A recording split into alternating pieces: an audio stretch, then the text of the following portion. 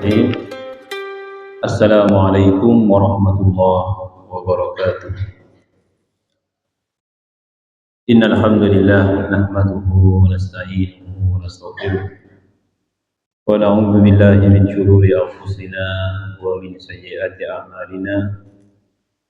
May yahdihillahu fala mudilla lahu wa may yudlil fala hadiya lahu. Asyhadu an la ilaha illallah wahdahu la syarika lahu wa asyhadu anna Muhammadan abduhu wa rasuluh.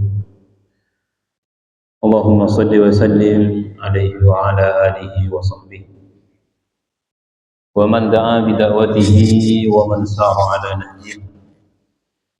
Nawina ta'alluma wa ta'lim wa tadhakkura wa tadhkir wal naf'a wal intifa' wal ifada wal istifada wal hasa ala tamassuki bi kitabillahi wa sunnati rasulih wad du'a ila al huda wad dalalata ala al khair ibtigha'a wajhillahi wa mardatihi wa qurbihi wa thawabihi subhanahu wa ta'ala. Amma ba'du.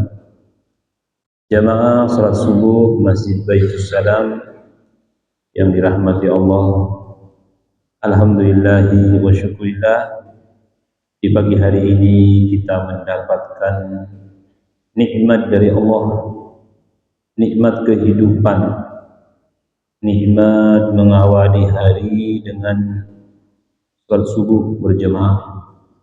Kemudian kita isi waktu yang sangat berkah ini dengan majelis ilmu, mengkaji hadis-hadis Rasulullah sallallahu alaihi wasallam. Mudah-mudahan memberikan manfaat, keberkahan, dan mudah-mudahan kita tetap tersambung dengan para ulama, para sholihin. Mudah-mudahan telah dikumpulkan dengan mereka dalam keselamatan, dalam kenikmatan. Alhamdulillah tadi oleh takmir sudah disampaikan tentang program yang akan dicanangkan di masa yang akan datang dalam rangka memakmurkan masjid, mengoptimalkan fungsi masjid.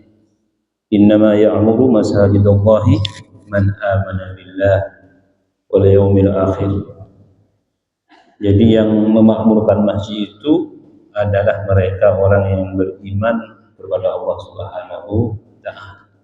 Karena masjid itu tempat berlindung kita, khususnya di usia tua ini, setelah kita sudah melewati masa-masa aktif dalam kehidupan, maka di akhir kehidupan ini, di waktu yang sudah senja ini, kita harus sering kembali ke masjid untuk menemukan kebahagiaan di masa akhir kita.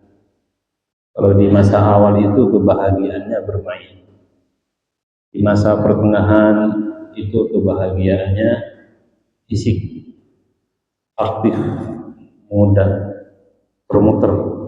Nah, masa tua ini kebahagiaannya di ruhiyahnya. Enggak kayak masa-masa aktif itu. Masa aktif itu kita masih bahagia dengan fisik ini. Di masa tua ini kebahagiaan kita, kalau kita baik ya, kalau kita baik itu pasti di ruhnya. Ruhnya semakin baik, keimanannya semakin baik, insya Allah semakin bahagia. Bismillahirrahmanirrahim. Qala al-musannifu rahimahullahu ta'ala wa nafa'ana bihi wa bi'ulumihi fid dharain amin ila an qala ats-tsani. Hadis yang kedua dari babul muraqabah. An Abi Dzar Jundub, diriwayatkan dari Abu Dzar Jundub ibni Junadah. Ada yang mengatakan Jinadah, jangan disalahkan, karena ada dua riwayat, Jundub bin Junadah bi dhammil jimi. Ini juga disebutkan oleh Ibnu Hajar. Kemudian ada riwayat Jundub ibn Jinadah bi kasril jimi. Ini penting. Jadi kita biar paham, andaikan ada yang mengatakan Jundub bin Junadah atau Jinadah, ya itulah memang ada perbedaan pendapat di antara ulama. Wa ala kullin fahuwa Ghifariyun, beliau ini adalah Ghifari, kabilahnya. Istami'u ma'an Nabi sallallahu alaihi wasallam fi Kinanah. Beliau nasabnya tersambung dengan Nabi itu di Kinanah. Berarti beliau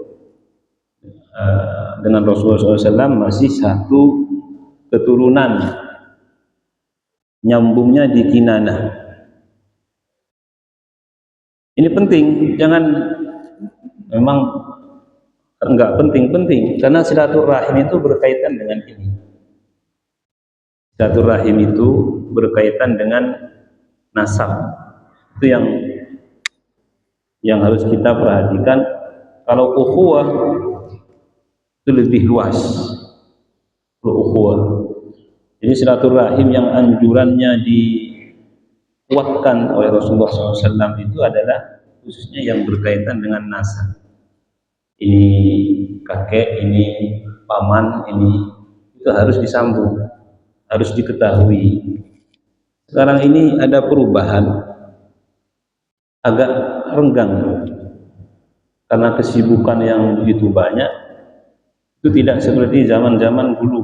Zaman dulu itu lebih nyambung dilihat.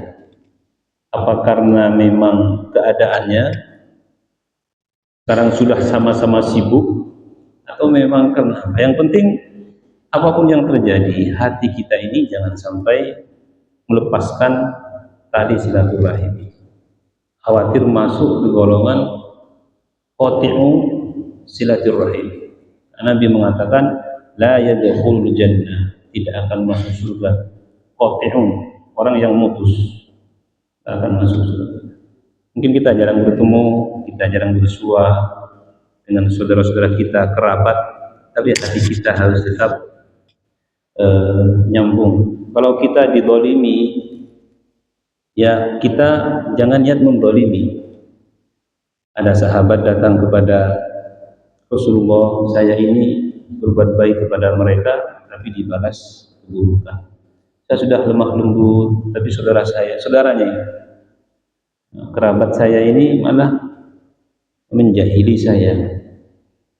Nabi mengatakan, la in kana kama qulta, kalau kamu benar begitu, keadaan ingin nyambung tapi enggak ada reaksi balik, mereka enggak mau kayaknya dari kita.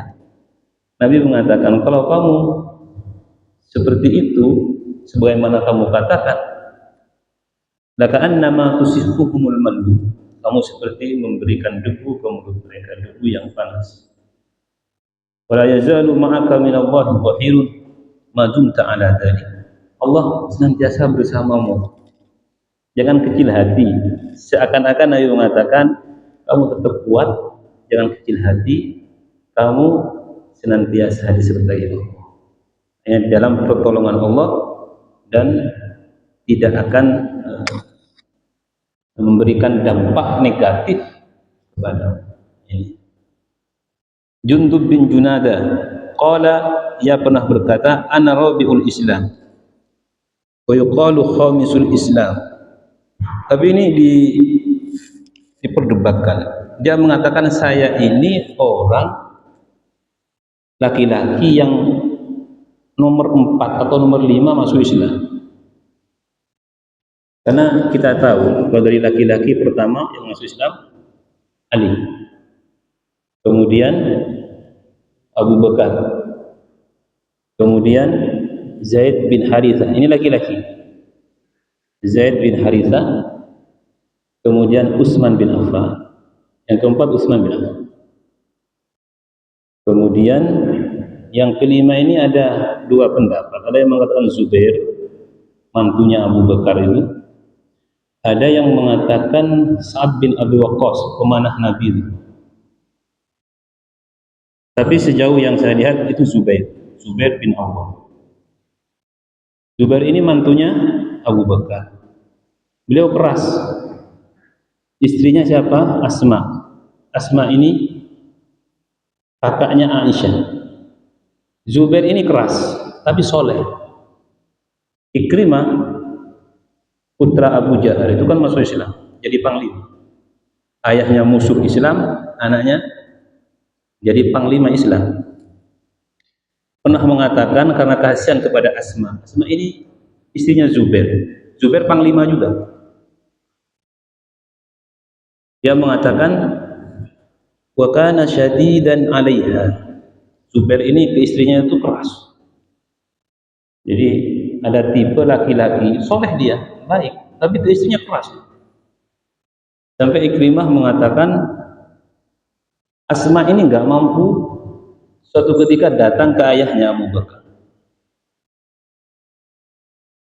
Zubair itu ke saya itu ketat sekali, disiplin sekali. Apa kata Abu Bakar? Kata-kata ini sekilas tapi banyak maknanya. Ya bunayya tisbiri. Ini kata-kata ini saya sering sering merenungi itu. Ya mungkin panjenengan juga diuji dengan itu, khususnya ibu-ibu, suaminya keras tapi baik gitu. Ada memang orang itu lembut baik, ada lembut jahat, ada begitu.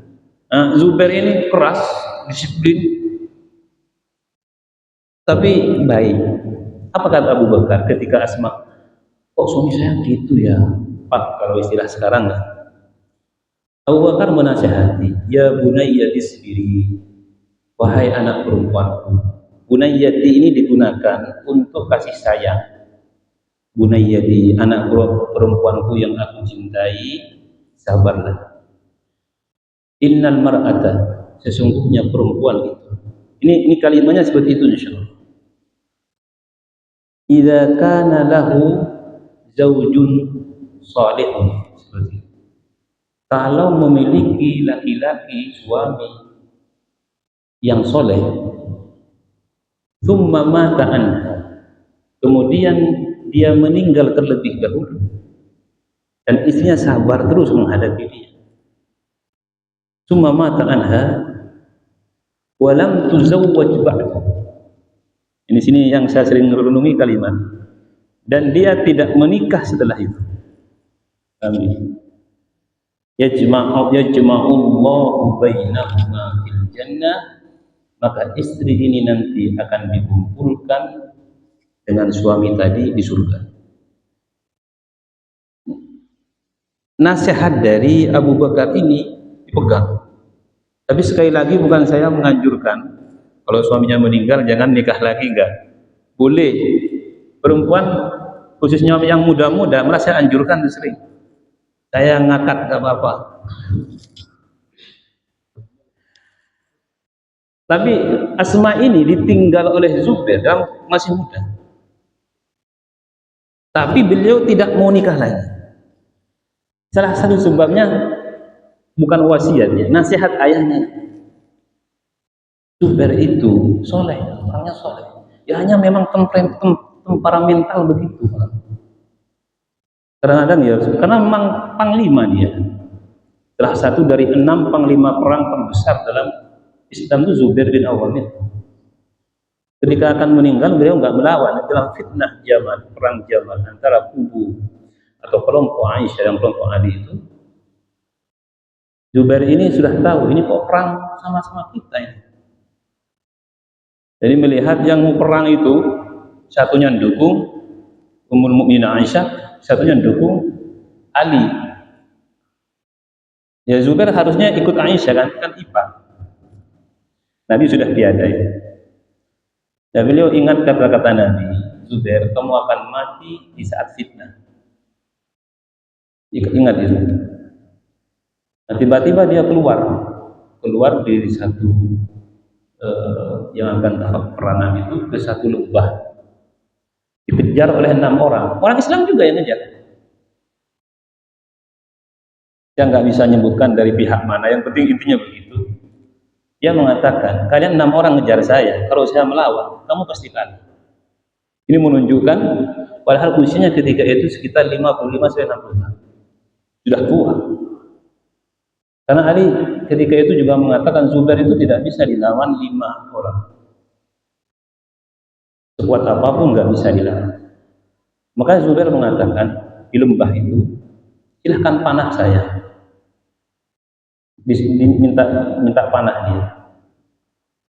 Karena kalau dekat ada 6 orang tidak bisa melawan saya, pasti mati kalau saya melawan. Akhirnya mati di situ tanpa melawan, tanpa itu Zubair. Dia soleh, dia orang yang soleh, keras tapi soleh. Nah ini walam tuzawwaj ba'du. Kalau orang perempuan punya suami soleh dan tidak menikah setelah kematiannya, Allah akan mengumpulkannya di surga. Ini satu nasihat dari Abu Bakar. Diingat oleh Asma. Asma itu usianya sampai hampir 100. Bayangkan. Bukan nggak laku, ditinggal Zubair, putrinya siapa?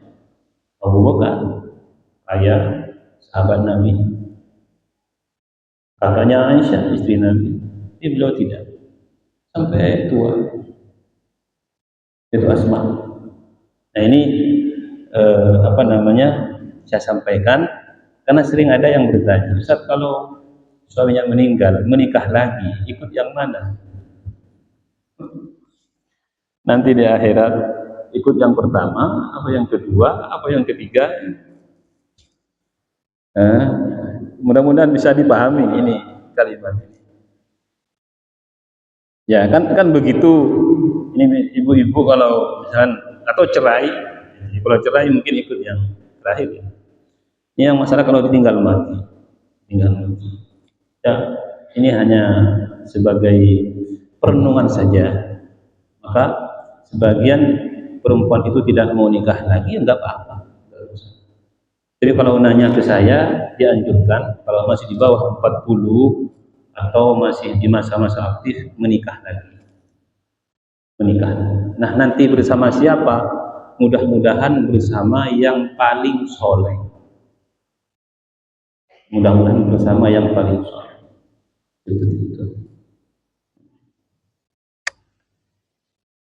Itu an Abi Dzar Jundub bin Junadah. Hadis ini diriwayatkan oleh Abu Dzar Jundub bin Junadah.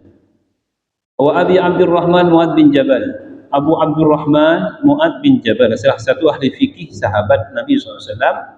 Dia punya anak namanya Abdurrahman, punya anak Syekh Mahmud di Barus, di Sumatera. Barus itu Sumatera, daerah Tapanuli, Medan toh. Medan ya. Kita nggak pernah ke sana tapi dengar. Ada sahabat Nabi tapi masih diperdebatkan apakah sahabat Nabi atau hanya penyebar dakwah saja. Dan situsnya ada di Barus itu, Syekh Mahmud Barus. Tapi mayoritas dari riwayat yang ada, beliau itu anaknya Abdurrahman, anaknya Mu'ad bin Jabal. Mu'ad bin Jabal ini diutus Nabi ke Yaman untuk dakwah, punya anak Abdurrahman juga di situ. Nah anaknya ini ke Samudra Pasai, itu Aceh itu. Kemudian berdakwah sampai ke Barus, meninggal. Itu ceritanya Syekh Mahmud. Itu dalam satu riwayat beliau ke sana itu di abad ke-7 sekitar 640-an kurang lebih begitu. Berarti Islam ini ya ada sejak saat itu. Sejak Nabi itu di Indonesia, di tanah Indonesia yang sekarang, bukan tanah Jawa. Indonesia yang sekarang, karena memang dimulai dari sana gitu sebagai pusat perdagangan. Itu sudah dari abad ke-7 di mana Nabi SAW ada, sahabat ada. Itu yang paling kuat bukti autentiknya. Adapun riwayat yang lain, katanya Ali bin Abi Thalib pernah dikunjungi siapa dan sebagainya, saya belum menemukan yang kuat. Tapi kalau yang ini kuat ini. Tawatur maknawi itu mutawatir secara maknawi dari lisan ke lisan, itu kuat. Dan juga buktinya ada. makam beliau itu ada di situ. Tertulis Syekh Mahmud. Syekh Mahmud. Kalau ada kesempatan nggak apa-apa, maksudnya yang dari sana. Kalau jauh ya jangan. Yang tahu bahwa disitulah titik nol, kalau ibaratnya titik nol pertama Islam muncul, beliau, baru yang lain-lain datang. Abu Abdurrahman Mu'ad bin Jabal. Mu'ad ini salah satu ahli fikih Rasulullah SAW, banyak meriwayatkan hadis dan termasuk dari sahabat Nabi SAW yang masuk Islam di awal-awal Islam ini disampaikan, masuk ke dalam as-sabiqunal awwalun. Mu'ad bin Jabal radhiyallahu anhuma ini kembali kepada Abu Dzar dan Mu'ad, karena beliau berdua sama-sama sahabat. Kalau menyebutkan dua sahabat radhiyallahu anhuma. Nabi SAW pernah memuji Mu'ad bin Jabal. Annahu qala ya Mu'ad inni uhibbuka. Mu'ad, aku mencintaimu. Artinya aku senang ke kamu. Karena kesalehannya, karena kebaikannya, karena ilmunya. Faqala wa ana uhibbuka wallahi ya Rasulullah. Saya juga mencintaimu demi Allah ya Rasulullah. Qala, Nabi berkata, fala tada' an taqula fi duburi kulli salatin. Jangan sampai tinggalkan kamu setelah salat baca doa ini. Allahumma a'inni ala dzikrika wa syukrika wa husni ibadatik. Ini doa ini diberikan Nabi kepada Mu'ad. Kalau habis sholat jangan sampai lupa doa ini. Kita juga baca. Ini termasuk dari doa maksud dari Nabi SAW. Gampang kan? Sering kita dengar, Allahumma a'inni ala dzikrika. Ya Allah, bantulah hamba untuk terus mengingatmu, wa syukrika, untuk terus bersyukur kepadamu, wa husni ibadatika, bantulah hamba untuk beribadah yang terbaik untukmu. Enak, doa ini enak. Allahumma inni ala dzikrika wa syukrika wa husni ibadatika. Itu Mu'ad, dan banyak sekali biografi yang menyebutkan tentang keutamaan beliau. Qala, berkata Mu'ad bin Jabal, dan juga dari Abu Dzar, ittaqillaha haitsu ma kunta.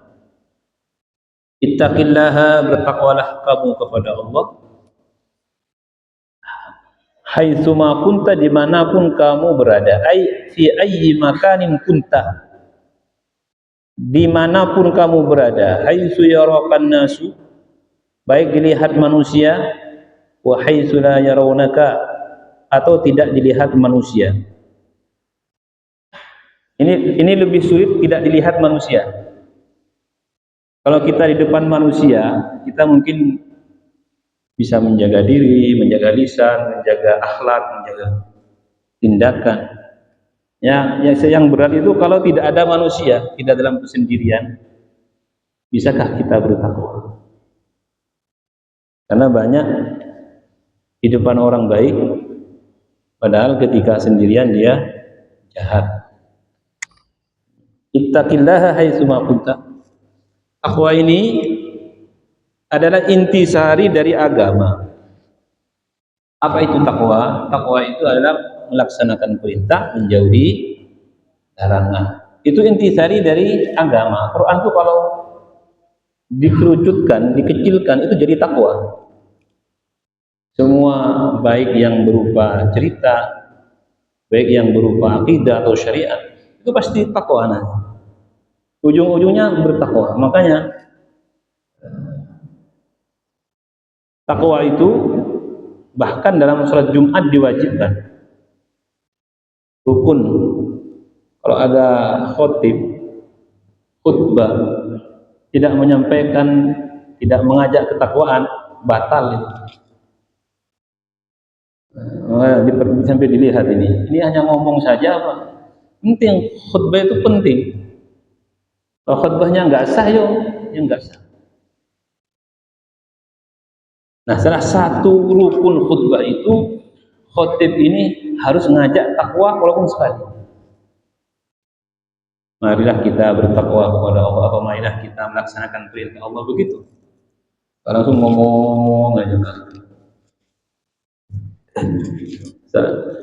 Diceritakan ada seorang kiai ini suci, Gresik itu. Dia mungkin sangat perhatian ya, mungkin kan beda dia, mungkin dia tahu. Rukun khutbah itu kan ada 5. Baca selawat enggak? Baca istighfar untuk orang Islam apa enggak? Ada ajakan takwanya apa enggak? Dihitung semua. Ya. 5 ini enggak dilakukan, batal. Ya, kayak enggak ada khutbah Jumat, batal. Ittaqillah haitsu ma kunta. Ketakwaan itu sebenarnya cirinya ada 3. Uiddat lil muttaqin alladzina yunfikuna fis-sarra'i wad-dharra. Yang pertama, dia suka memberi. Nah, ini ada Baitul Mal di Masjid Baitul Salam ini. Tuangkan, berikan.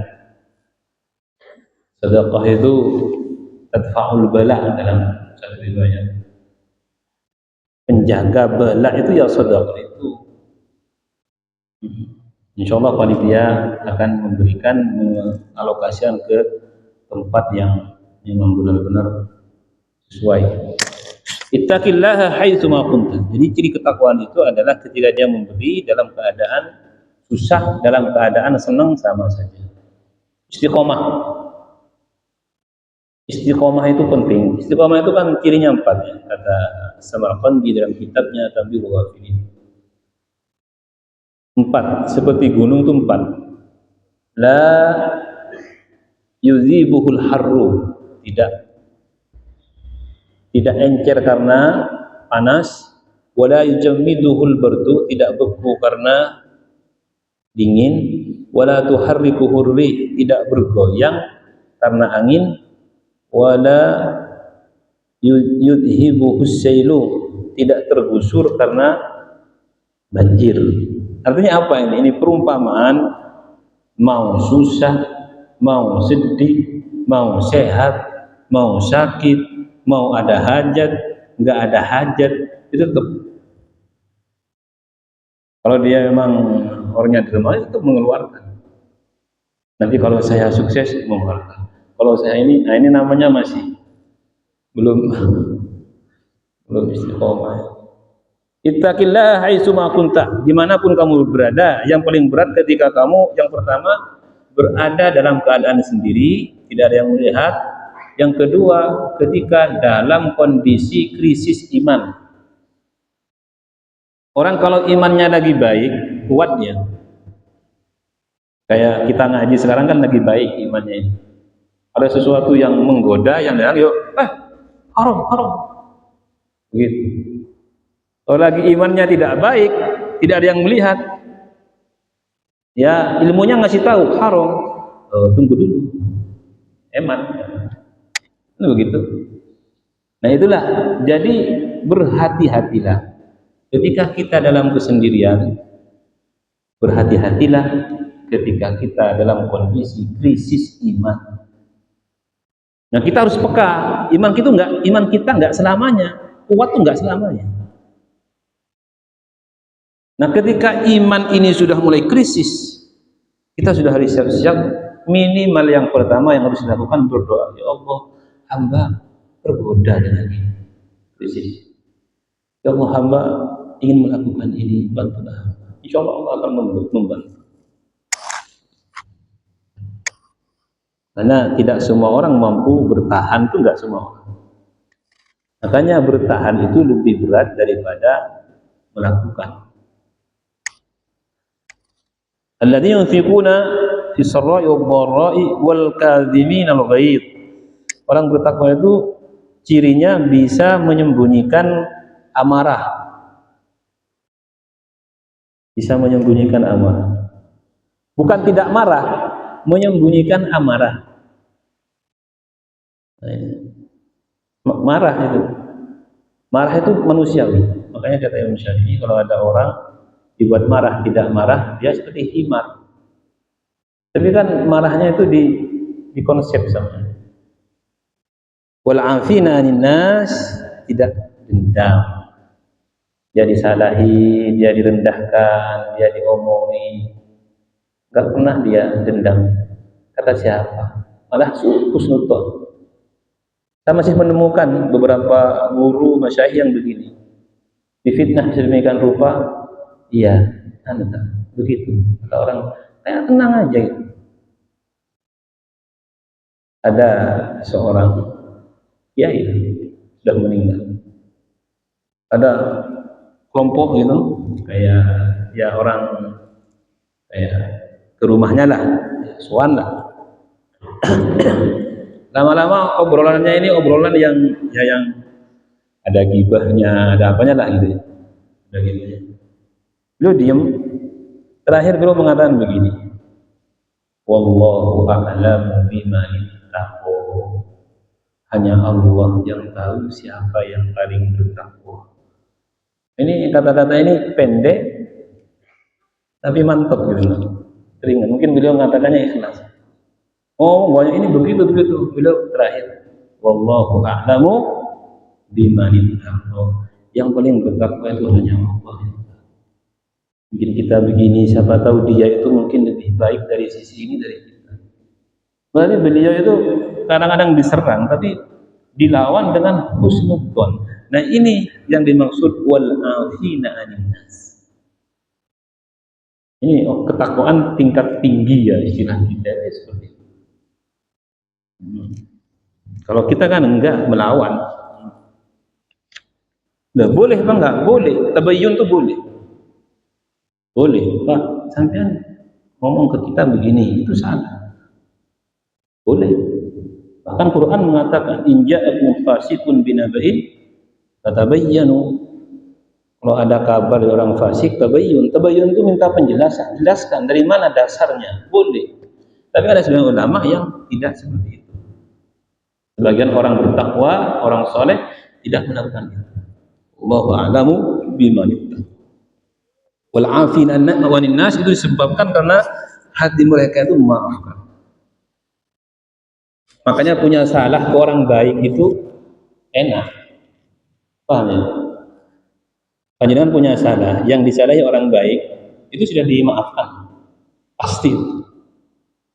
Tapi masalahnya, makanya Allah mengatakan man adzali waliyan faqad adzantuhu bil harb. Orang yang kamu sakiti memaafkanmu, tapi aku enggak terima. Nah ini yang masalah. Kata Allah, yang menyakiti hambaku yang soleh, aku yang akan memeranginya. Kenapa? Karena memang orang itu nggak akan melawan, nggak akan memberikan balasan yang setimpal. Tapi Allah kan yang ini makna hadis tadi, yang menyakiti hambaku yang soleh, saya yang akan memerangi. Karena dia sendiri sudah memaafkan sebenarnya. Tidak ada dendam. Wa atbi'is sayyi'atal hasanata tam'uha, dan ikuti keburukan itu dengan kebaikan, maka kebaikan akan menghapusnya. Ini kalau dosa-dosa yang sifatnya tidak berkaitan dengan at-tabi'at. At-tabi'at itu adalah kaitan-kaitan dengan sesama manusia. Jadi kalau orang itu melakukan satu keburukan, kemudian setelah itu melakukan kebaikan, maka keburukannya itu hilang. Hilang dari mana? Dari catatan. Sebelum maghrib, mungkar atau apalah. Kemudian setelah itu dia wudhu, sholat maghrib, ya habis. Ya. Selesai. Dosanya itu tidak dicatat di catatan. Kita kadang-kadang lupa, wah kita ini punya rapot, lupa. Kita ini punya rapot, punya catatan, nanti akan diserahkan di akhirat. Kalau diserahkan dari arah kanan, itu ahli surga. Kalau diserahkan dari arah kiri, itu tidak baik-baik saja. Ini orang Islam begitu. Nah, orang kafir diberikan dari arah belakang. Amma man utiya kitabahu wara'a dhahrihi fasawfa yad'u subura. Ini orang kafir yang dari belakang ngasihnya. Nah, kalau yang dari kiri itu bisa orang muslim tapi yang fasik. Sholat, jarang-jarang. Fasik itu, selama dia masih yakin sholat itu wajib, masih fasik. Ya, itu khawatir nanti diserahkan dari kiri. Yang paling aman itu diserahkan dari kanan. Amma man utiya kitabahu biyaminihi fasawfa yuhasabu hisaban yasira. Dihitung tapi gampang. Nah, kalau tidak ingin repot dengan ini, posisikan kita ini masuk surga tanpa hisab. Ya, pernah dengar nggih? Masuk surga tanpa hisab, wis nggak ada hitung-hitungan. Kalau yang kanan ini dihitung, tapi hitungannya itu mudah. Mudah. Ya, kalau nggak ingin dihitung, masuk surga tanpa hisab. Tapi kan tidak semua orang.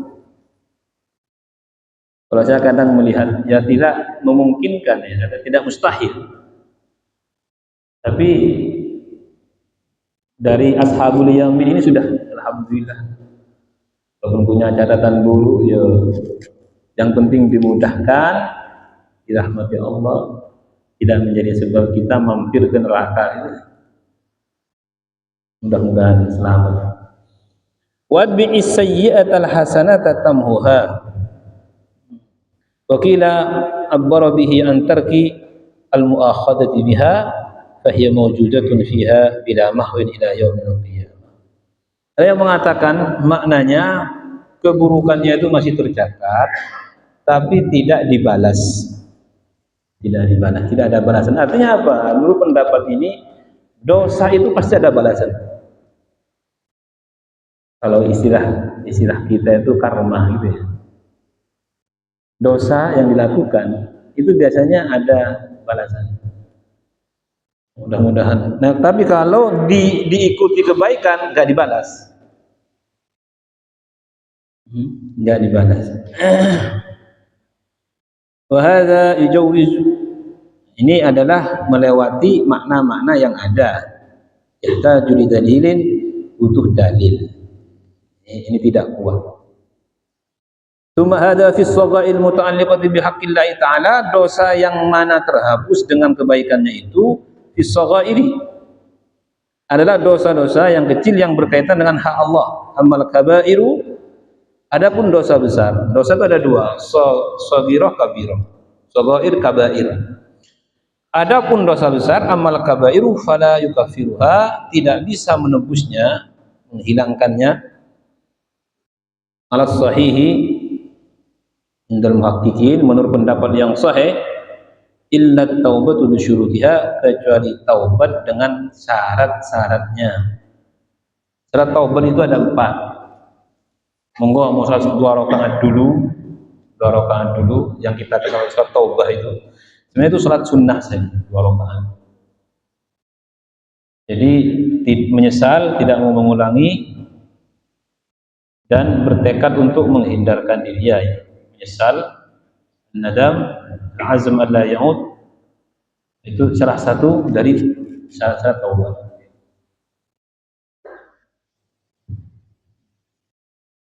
Kalau dosa-dosa kecil dengan kebaikan. Nabi mengibaratkan sholat 5 waktu itu seperti sungai. Orang kalau kotor mandi 5 hari sekali bersih. Nah, tapi jangan kita merasa tidak kotor. Nah, ini juga kotorannya yang terlalu besar. Orang yang merasa suci, tidak kotor, itu malah yang paling kotor itu. Sampai nggak ngerasa dirinya kotor. Kerbau itu muter-muter, nggak merasa dia kalau dia kotor, nggak merasa. Disuruh mandi nggak mau.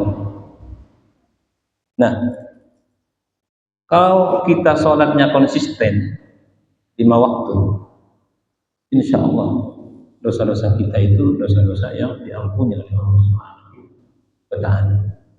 Wa amma tabi'atu fala yukaffiruha illa irda'a ashabiha. Kalau tabiat kaitan dengan manusia tidak akan hilang kecuali ridho orang yang ada kaitannya dengan tabiat. Ridho ya. Saya pernah ditanya, ada orang itu punya hutang ke orang dan dia mati gitu. Mati. Ustaz gimana? Mati. Padahal saya dulu saya nggak punya, sekarang saya punya. Ada dua. Kalau dia meninggal dunia, dia ridho dengan itu, selesai. Kalau dia nggak ridho, ya dibayar. Kalau nggak ketemu, tetap keluarkan uang itu, sedekahkan. Mudah-mudahan pahalanya kembali kepada orang yang kita zalimi. Begitu caranya. Begitu caranya.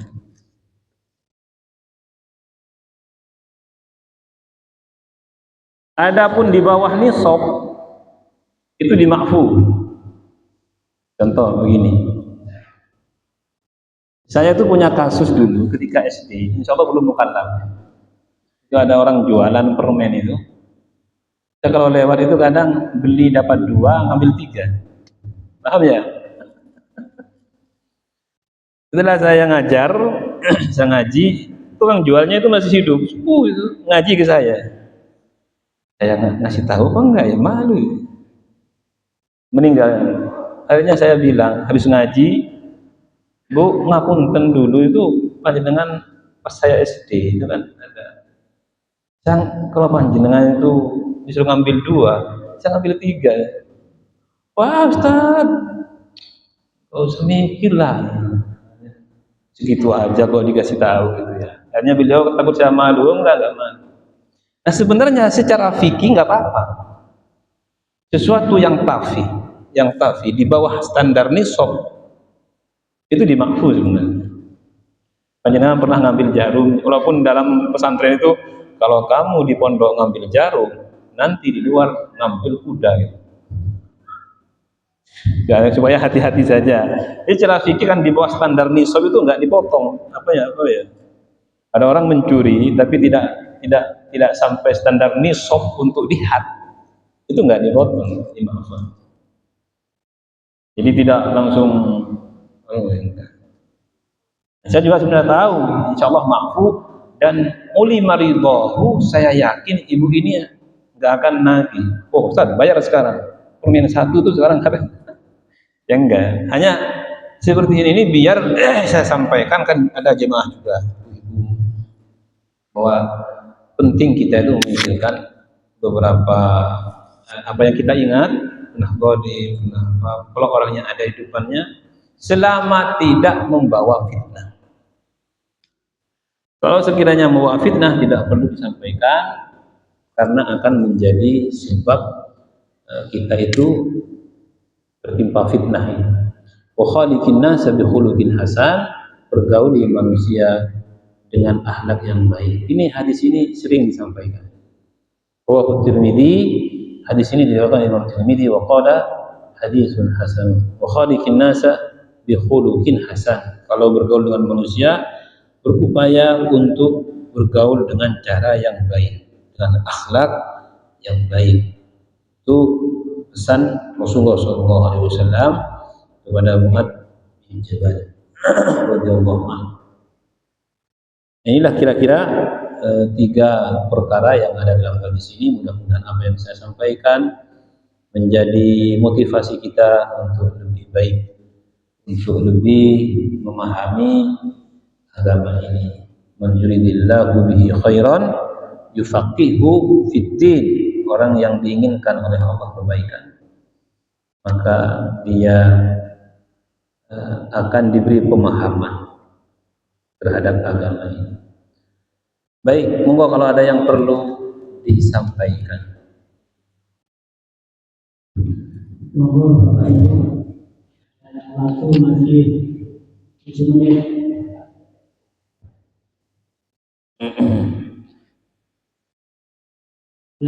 Kurang 7 menit. Kurang 7 menit. Ya. Masuk waktu Isya. Nah.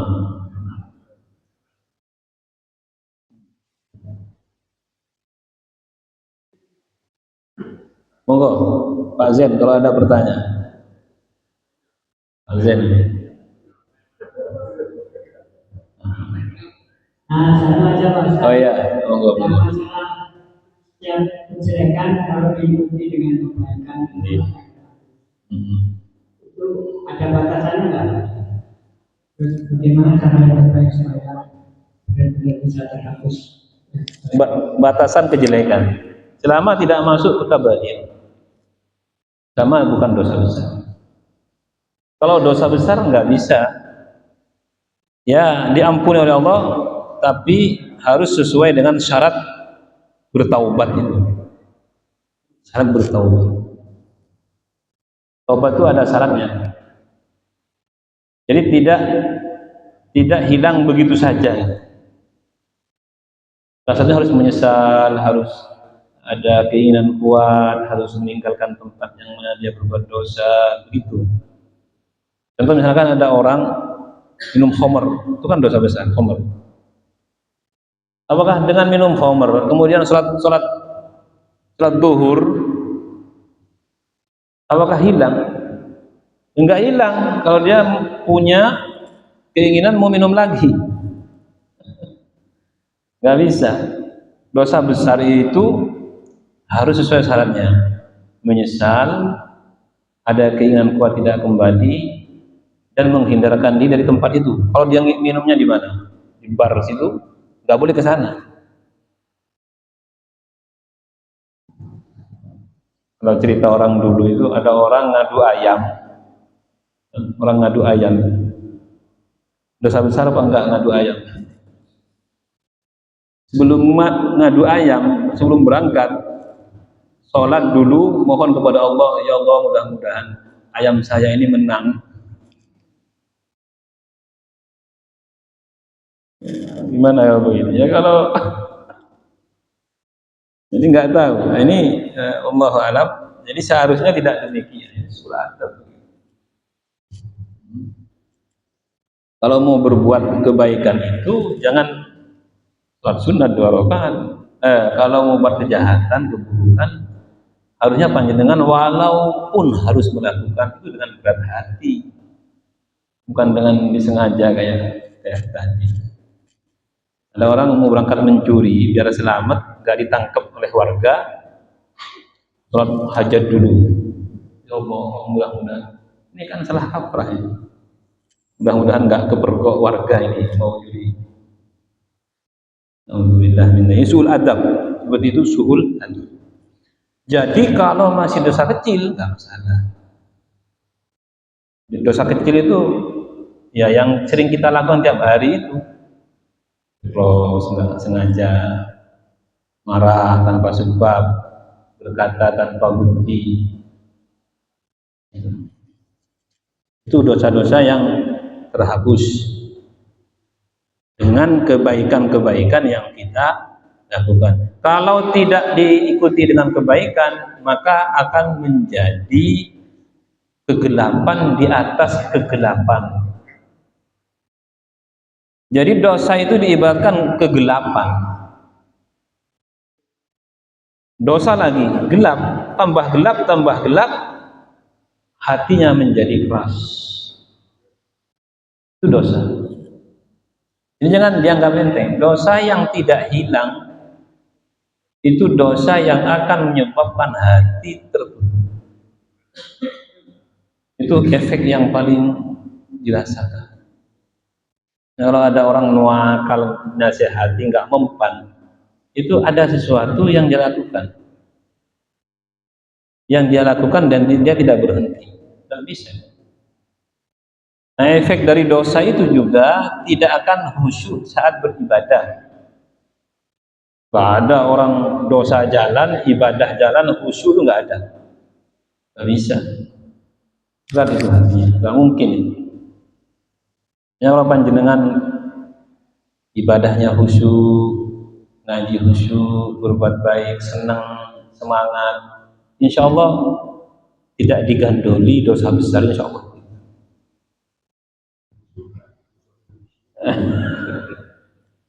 Ini begitu ya. Jadi makanya saya pernah membaca, bukan hadis bukan hadis, saya pernah membaca begini. Kalau kita punya dosa besar, ini orang beriman ya, yang imannya baik, aktif, itu pasti kita itu merasa sesak, berat, pasti itu.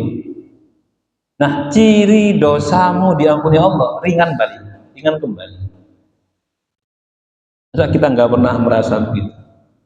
Kalau kadang-kadang lisan kita ini ngomong nggak ada remnya, itu kan hasil, oh ya hati ini ya, berat itu. Nah itu ciri hilangnya itu kalau terasa ringan. Nah biasanya terasa ringan itu setelah melakukan ibadah, mau sholat, mau ngaji, mau wudu, mau selawat, mau zikir, apapun. Nah ini yang dimaksud kalau ada keburukan membawa tadi kekerasan di hati, kesumpukan, kemudian diikuti oleh kebaikan yang membawa cahaya untuk menyinari kegelapan itu, maka tidak akan ada lagi perasaan atau rasa beratnya. Ini tandanya dosa itu sudah terhapus. Nah kalau kita biasa memahami seperti ini, akhirnya kita akan merasakan nikmatnya iman. Ya Allah, kebahagiaan itu sebenarnya bukan ada di dosa dan maksiat, tapi ada dalam iman dan ketakwaan. Kita belajar begitu. Semakin orang itu, orang beriman ini melakukan dosa, mesti semakin berat. Kayak nggak tenang, hidup itu nggak tenang. Nah, semakin dia berbuat baik, hidupnya semakin tenang dan semakin gering. Itu. Selama tidak masuk ke dalam batasan kabair, maka dosa itu akan hilang. Ini yang pendapat sahih yang didukung oleh banyak mayoritas ulama, akan hilang dengan ibadah kita. Dan ibadah kita yang kita lakukan, khususnya sholat lima waktu.